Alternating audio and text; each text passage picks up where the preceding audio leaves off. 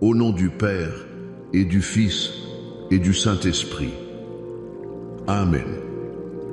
Bonjour, ma famille prophétique. Que la paix et la grâce de notre Seigneur Jésus-Christ soient sur toi, sur ta maison, sur tes enfants, en ce jour que l'Éternel a fait. Avant même de commencer, je veux que tu prennes une profonde inspiration et que nous élevions nos cœurs ensemble. Père éternel, nous venons devant ton trône de grâce, non par nos mérites, mais par la puissance du sang de Jésus. En ce moment même, Père, je demande une couverture divine sur chaque personne qui écoute ma voix. Je déploie le sang de l'agneau comme une tente de protection sur ta vie. Que le sang de Jésus couvre tes pensées de toute angoisse, de toute confusion. Que le sang de Jésus couvre ton cœur de toute blessure, de toute amertume. Que le sang de Jésus couvre ton corps de toute maladie, de toute infirmité. Que le sang de Jésus couvre ta maison, tes finances, ton mariage, tes enfants. Je déclare que l'ennemi n'a aucun droit, aucune autorité, aucune place dans ta vie. L'accusateur des frères est réduit au silence par le sang de l'alliance éternelle. Viens, Esprit Saint. Viens, Esprit de vérité, Esprit de conseil, Esprit de force. Nous t'invitons dans cet instant. Prends le contrôle de mes paroles, prends le contrôle de chaque cœur qui écoute. Je sais que plusieurs d'entre vous se connectent aujourd'hui avec un fardeau, une inquiétude, un esprit de peur qui vous tourmente. Vous regardez aux circonstances et vous vous sentez accablé. Mais la parole de Dieu nous dit dans 2 Timothée 1:7, car ce n'est pas un esprit de timidité que Dieu nous a donné, mais un esprit de force, d'amour et de sagesse. Alors, au nom de Jésus, je brise maintenant tout esprit de peur qui te paralyse, tout esprit d'anxiété qui te vole ton sommeil, toute angoisse qui te fait douter de la bonté de Dieu. Je commande à ces esprits de te lâcher maintenant. Je déclare sur toi un esprit de force pour affronter tes géants, un esprit d'amour pour chasser toute crainte et un esprit de sagesse pour naviguer dans les eaux troubles de ta situation. Sois libre au nom de Jésus. Maintenant, famille, je veux que tu fasses quelque chose de prophétique. Dans les commentaires, écris un grand Amen, je reçois. Pour sceller cette prière, fais-le maintenant. Pendant que tu le fais, je t'encourage à aimer cette vidéo, à t'abonner à notre chaîne pour ne rien manquer de ce que Dieu fait au milieu de nous. Et surtout, partage ce moment avec 7 personnes. Pourquoi 7? Parce que 7 est le chiffre de la perfection divine. Il y a 7 personnes dans ton entourage qui ont besoin d'entendre que leur berger ne les abandonnera jamais. Sois un canal de bénédiction. Et reste bien jusqu'à la fin, car après l'enseignement, après la déclaration du psaume 91, je vais prier de manière spécifique et puissante pour une percée financière surnaturelle et pour briser les chaînes de l'endettement dans ta vie.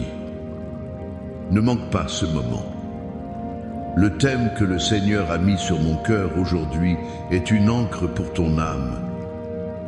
C'est une déclaration qui a le pouvoir de changer l'atmosphère de ta vie. Le thème est « Le Seigneur est mon berger, ma foi ne chancelle pas », tiré du psaume 23. Oh, je sais que tu connais ce psaume par cœur. Tu la peux, être appris enfant. Tu la peux, être sur un tableau dans ta maison. Mais aujourd'hui, je ne veux pas que tu l'entendes avec tes oreilles, je veux que tu le reçoives dans ton esprit.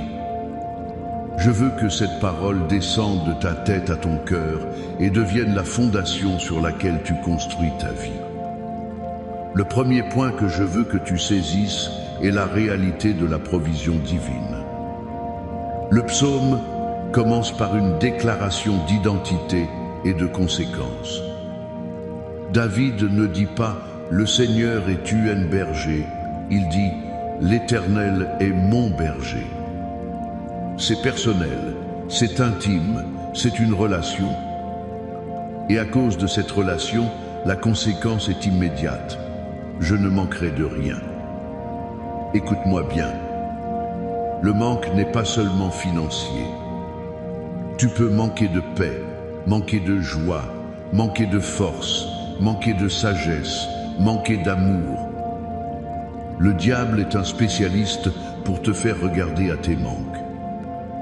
Il pointe ton compte en banque, il pointe ta solitude, il pointe ta fatigue, il pointe tes erreurs et il te murmure.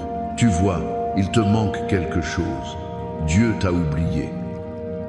Mais David, qui était lui-même un berger, comprenait une vérité profonde.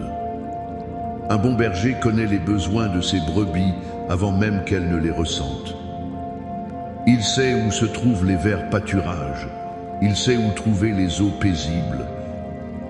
La brebis n'a qu'une seule chose à faire, suivre le berger. Ta responsabilité n'est pas de trouver la provision. Ta responsabilité est de suivre le pourvoyeur. Le mot hébreu pour mon berger est roi. Cela ne signifie pas seulement celui qui guide, mais aussi celui qui nourrit, celui qui est un compagnon. C'est une relation de dépendance totale et de confiance absolue. Je me souviens de cette sœur dans notre communauté, appelons-la Sarah. Elle a perdu son emploi de manière totalement inattendue. Mère célibataire avec 2 enfants, la panique a frappé à sa porte. Les factures s'accumulaient. Elle m'a appelé en larmes, en disant « Pasteur, je ne sais pas comment je vais faire. Tout me manque. » Je lui ai dit « Sarah, arrête de regarder à ton manque et commence à déclarer qui est ton berger. » Chaque matin, au lieu de regarder ses factures, elle a commencé à poser sa main dessus et à déclarer à haute voix « L'Éternel est mon berger, je ne manquerai de rien. » Une semaine plus tard, une voisine qu'elle connaissait à peine frappe à sa porte avec des sacs de courses en disant « Je ne sais pas pourquoi, mais j'ai senti que je devais vous apporter ça. » Quelques jours après, une ancienne collègue l'appelle pour lui proposer un poste encore meilleur que celui qu'elle avait perdu. Dieu n'a pas utilisé les canaux qu'elle attendait, il a utilisé des canaux surnaturels. Pourquoi ?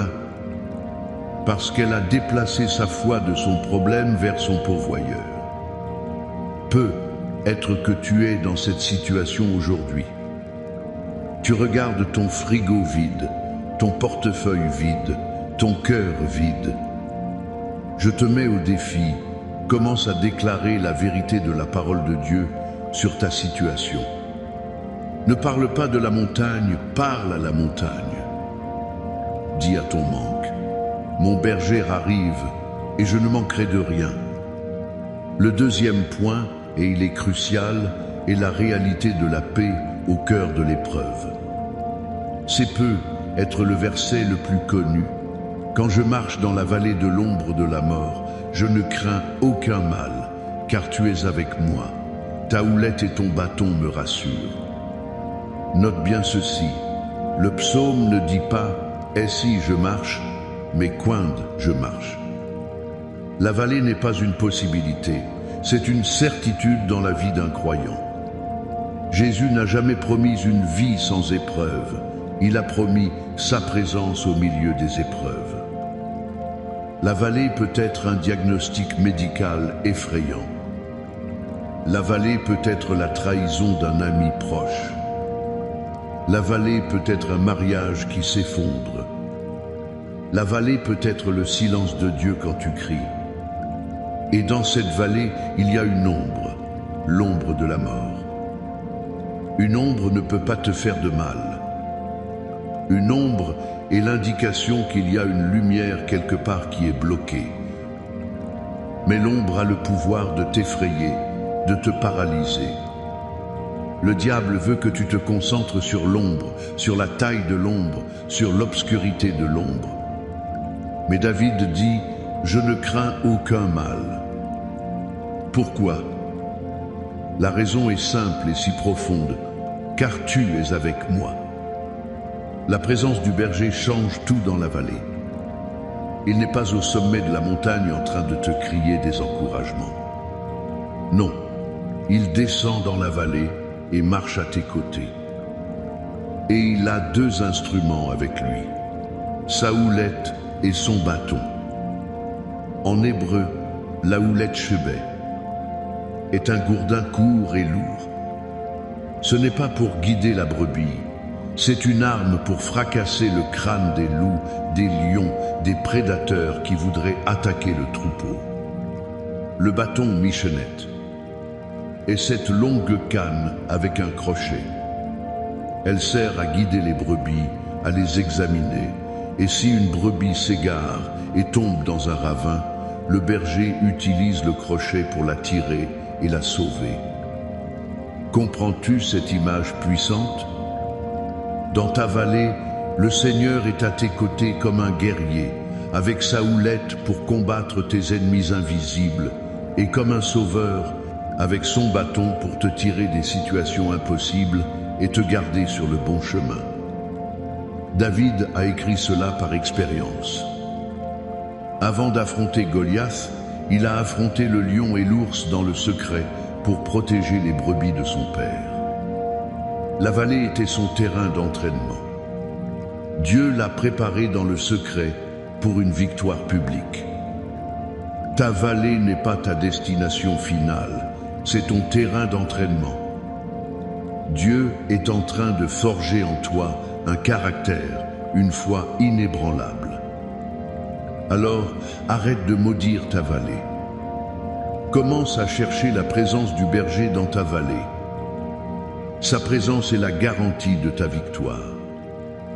Enfin, le troisième point, c'est la certitude de ta destinée d'abondance et d'honneur. Le psaume se termine par une explosion de foi et de certitude. David déclare, « Oui, le bonheur et la grâce m'accompagneront tous les jours de ma vie, et j'habiterai dans la maison de l'Éternel jusqu'à la fin de mes jours. » Ce n'est pas un souhait, ce n'est pas un espoir, c'est une déclaration prophétique. Le mot hébreu pour m'accompagneront est encore plus fort. Il signifie me poursuivront. Imaginecha. Le bonheur et la grâce de Dieu ne sont pas simplement devant toi. Ils te poursuivent, ils te pourchassent. Même quand tu fais un faux pas, la grâce de Dieu te rattrape. Même quand tu es découragé, le bonheur de Dieu te poursuit pour restaurer ta joie. Tu as deux gardes du corps divin, nommés bonheur et grâce, qui sont assignés à ta vie 24 heures sur 24, 7 jours sur 7. C'est ton héritage en Christ. Et David ne s'arrête pas là.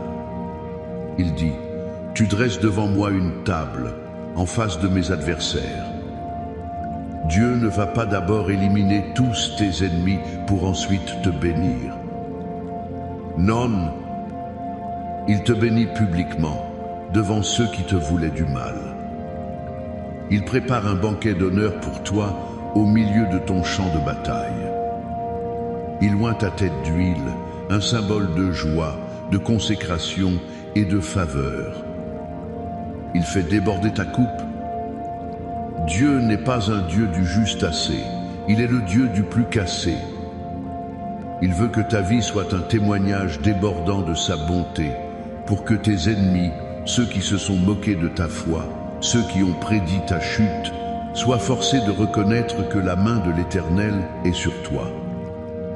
L'histoire du fils prodigue en est la parfaite illustration. Quand il est revenu, brisé et honteux, le père ne lui a pas juste donné un bout de pain. Non, il lui a donné la plus belle robe, un anneau au doigt, des sandales aux pieds, et il a organisé une fête. C'est l'image de notre Père céleste. Il restaure avec honneur. Alors, arrête de vivre comme un orphelin spirituel. Arrête de mendier des miettes alors que ton Père possède tout. Change the posture. Redresse-toi. Le bonheur et la grâce te poursuivent. Une table est dressée pour toi en présence de tes ennemis. Ta destinée n'est pas la honte, mais l'honneur. Ta destination finale est la maison du Père pour l'éternité. Alors, marche aujourd'hui comme l'enfant du roi que tu es. Ta foi ne doit pas chanceler, car ton berger est fidèle. Maintenant, je veux que nous scellions cette parole avec une déclaration prophétique. Je vais lire le psaume 91 dans son intégralité. Ne fais rien d'autre. Reçois simplement ces paroles comme un bouclier sur ta vie. Celui qui demeure sous l'abri du Très-Haut repose à l'ombre du Tout-Puissant. Je dis à l'Éternel, mon refuge et ma forteresse, mon Dieu en qui je me confie. Car c'est lui qui te délivre du filet de l'oiseleur, de la peste et de ses ravages. Il te couvrira de ses plumes, et tu trouveras un refuge sous ses ailes. Sa fidélité est un bouclier et une cuirasse. Tu ne craindras ni les terreurs de la nuit, ni la flèche qui vole de jour, ni la peste qui marche dans les ténèbres, ni la contagion qui frappe en plein midi. Que 1000 tombent à ton côté et 10 000 à ta droite, tu ne seras pas atteint. De tes yeux seulement tu regarderas, et tu verras la rétribution des méchants. Car tu es mon refuge, ô Éternel, tu fais du Très-Haut ta retraite. Aucun malheur ne t'arrivera, aucun fléau n'approchera de ta tente. Car il ordonnera à ses anges de te garder dans toutes tes voies. Ils te porteront sur les mains, de peur que ton pied ne heurte contre une pierre. Tu marcheras sur le lion et sur l'aspic, tu fouleras le lionceau et le dragon. Puisqu'il m'aime, je le délivrerai, je le protégerai, puisqu'il connaît mon nom. Il m'invoquera, et je lui répondrai. Je serai avec lui dans la détresse, je le délivrerai et je le glorifierai. Je le rassasierai de longs jours, et je lui ferai voir mon salut. Amen. Maintenant, mettons nos cœurs ensemble dans la prière. Père céleste, au nom puissant de Jésus, nous venons devant toi avec des cœurs remplis de foi par ta parole. Nous te remercions d'être notre berger, notre bon berger qui a donné sa vie pour nous. Seigneur, je prie pour chaque personne qui a écouté ce message. Pour celui ou celle qui se sent dans le manque, qui est tourmenté par l'esprit de pauvreté, je déclare maintenant que tu es Jéhovah Jireh, leur pourvoyeur. Je brise toute mentalité de manque, toute mentalité d'orphelin. Ouvre les écluses des cieux sur leur vie, non seulement financièrement, mais aussi en paix, en joie, en force. Qu'ils apprennent à se reposer dans ta provision parfaite. Pour celui ou celle qui marche en ce moment même, dans une vallée sombre et effrayante, Seigneur, je te prie, révèle ta présence. Que ta présence devienne plus réelle que leur peur, plus réelle que le diagnostic du médecin, plus réelle que la lettre de l'avocat, plus réelle que la solitude qui les oppresse. Arme-les de ta houlette pour combattre et entoure-les de ton bâton pour les guider et les sauver. Je déclare qu'ils ne sont pas seuls. Tu es avec eux, et s'ils sont avec toi, ils sont la majorité. Pour celui ou celle qui a oublié sa destinée en Christ, qui marche la tête basse, accablé par la honte et la culpabilité, je déclare qu'ils sont la justice de Dieu en Jésus-Christ. Je déclare que le bonheur et la grâce les poursuivent tous les jours de leur vie. je déclare qu'une table d'honneur est dressée pour eux. Restaure leur dignité, restaure leur joie, et qu'ils marchent comme les héritiers du royaume qu'ils sont. Et maintenant, comme je l'ai promis, je veux prier spécifiquement. Père, au nom de Jésus, j'amène devant toi chaque situation financière qui semble désespérée. Je parle à la montagne de la dette et je lui ordonne de se jeter dans la mer. Je déclare une percée financière surnaturelle. Je prie pour des annulations de dettes miraculeuses. Je prie pour des chèques inattendus dans la boîte aux lettres. Je prie pour des contrats qui sont signés, des promotions qui sont débloquées, des idées créatives qui génèrent des revenus. Je brise toute chaîne de pauvreté générationnelle. Je libère l'esprit d'abondance sur ta maison, non pour l'égoïsme, mais pour que tu sois une source de bénédiction pour les autres. Reçois ta percée, au nom de Jésus. Je prie maintenant pour les familles. Pour les mariages qui sont au bord du divorce, je commande la réconciliation et la restauration. Là où il y a de la discorde, que ton amour apporte l'unité. Pour les enfants rebelles, les fils et filles prodigues, je les rappelle à la maison, Père, au nom de Jésus. Ramène leur cœur vers toi et vers leurs parents. Que ta maison soit un havre de paix. Je prie pour la guérison. Pour chaque corps affligé par la maladie, le cancer, le diabète, les douleurs chroniques, l'infertilité. Je déclare la parole d'Ésaïe 53:5. C'est par ces meurtrissures que nous sommes guéris. Je commande à tout esprit d'infirmité de quitter ton corps maintenant. Que la puissance de la résurrection de Jésus-Christ coule dans tes veines et apporte la guérison totale du sommet de ta tête à la plante de tes pieds. Et enfin, je brise toute parole de malédiction prononcée contre toi, toute œuvre de sorcellerie, tout plan de l'ennemi. Aucune arme forgée contre toi ne prospérera, et toute langue qui se lèvera en justice contre toi, tu la condamneras. La victoire est ton partage en Jésus-Christ. La victoire sur le péché, la victoire sur la maladie, la victoire sur la pauvreté, la victoire sur la peur. Reçois maintenant cette bénédiction finale. Que l'Éternel te bénisse et qu'il te garde. Que l'Éternel fasse luire sa face sur toi et qu'il t'accorde sa grâce. Que l'Éternel tourne sa face vers toi et qu'il te donne la paix. Va dans la puissance de cette parole, sachant que ton berger veille sur toi et que ta foi, ancrée en lui, ne chancellera jamais. Au nom puissant et glorieux de Jésus-Christ. Amen et Amen.